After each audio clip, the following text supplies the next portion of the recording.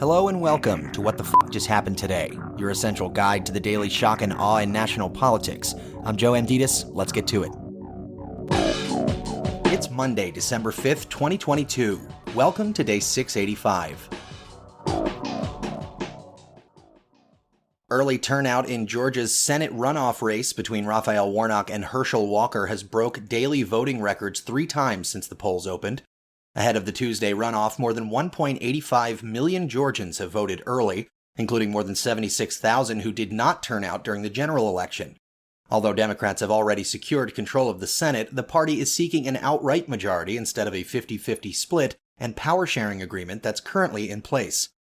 Polls indicate that Warnock is leading Walker by a margin of 52 to 48%. Moving on, the Supreme Court seemed sympathetic to arguments made by an evangelical Christian graphic designer in Colorado who doesn't want to create wedding websites for same-sex couples despite the state's anti-discrimination law.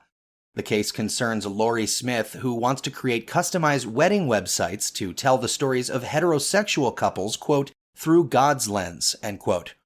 Smith claims that the state's law barring discrimination based on sexual orientation is a violation of her First Amendment right because it forces her to provide services to gay and lesbian couples and engage in speech that she doesn't agree with. The conservative justices have viewed the case through the lens of free speech and suggested that Smith, as an artist, could not be forced to create speech that violates her religious belief that marriage is only between a man and a woman. Moving on. Chinese government-linked hackers stole at least $20 million in U.S. COVID relief benefits. The Secret Service accused the Chengdu-based hacking group known as APT41 of defrauding COVID-related unemployment insurance funds and Small Business Administration loan money in more than a dozen states. The theft of taxpayer funds by APT41 is the first time that the Secret Service has publicly connected pandemic fraud tied to foreign state-sponsored cybercriminals. The agency says it seized over $1.4 billion in stolen funds since 2020. In New York, the Manhattan District Attorney hired a former Justice Department official who led the New York Attorney General's civil inquiry into Trump and the Trump Organization. Alvin Bragg said Matthew Colangelo will work on the office's most sensitive and high-profile white-collar investigations. In addition to working on the New York Attorney General's investigation of the Trump Organization, Colangelo also served as acting Associate Attorney General at the DOJ. He led dozens of lawsuits against the Trump administration, and he oversaw an investigation into Trump's charity, which caused the organization to dissolve.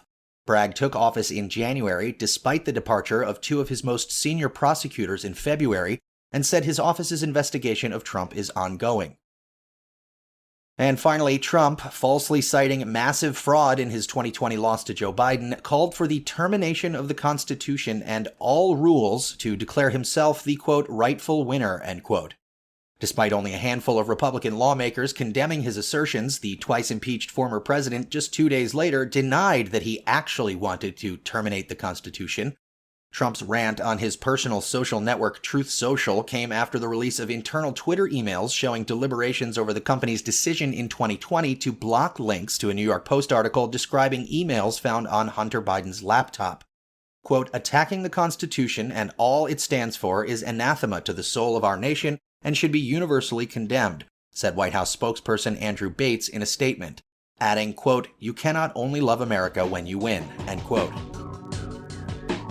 That's all for now. You can find the links and sources for all of these stories on the main website. And as always, visit whatthefjusthappenedtoday.com for the latest news and headlines. Until next time, I'm Joe Amditis.